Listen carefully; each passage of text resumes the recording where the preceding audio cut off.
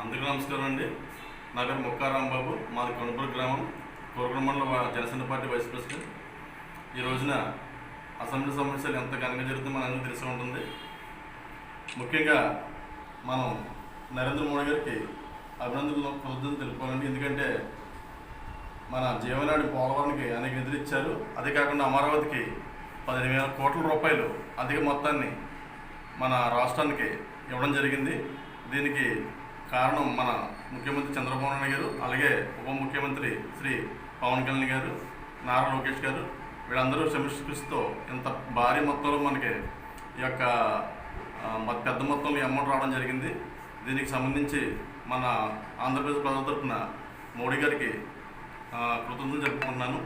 అదేవిధంగా మన నియోజకవర్గ ఇన్ఛార్జ్ గారు శ్రీ బత్తుల బాలరామకృష్ణ గారు ఇప్పటివరకు ఏ ఎమ్మెల్యే చేయనటువంటి సమస్యల్ని అసెంబ్లీలో లేవనెత్తారు.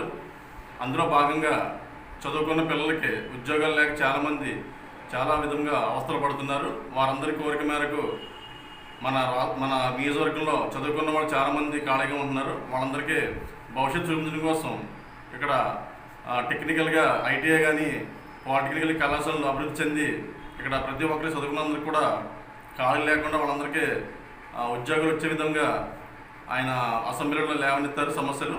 అదేవిధంగా పర్యాటక రంగంలో మన నియోజకవర్గం అభివృద్ధి చెందే విధంగా చాలా సూచనలు ఇచ్చారు.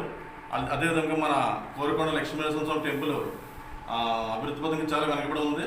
దాన్ని బాగా అభివృద్ధి చేసి మన అన్నవరం, చిన్న తిరుపతి ఆ మాదిరిగా దీన్ని కూడా డెవలప్ చేసి మన నియోజకవర్గంలో కోరుకొండ ప్రాంతాన్ని చాలా అభివృద్ధి పథకంగా నడిపించి పర్యాటక కేంద్రంగా తీర్చిదిద్దాలని ఆయన కంకణం కట్టుకున్నారు.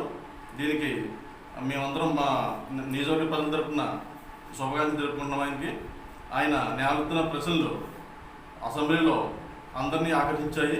అదేవిధంగా గత ఎమ్మెల్యే ఎప్పుడు కూడా ఇలాంటి సమస్యలు అసెంబ్లీలో లేవనెత్తలేదు.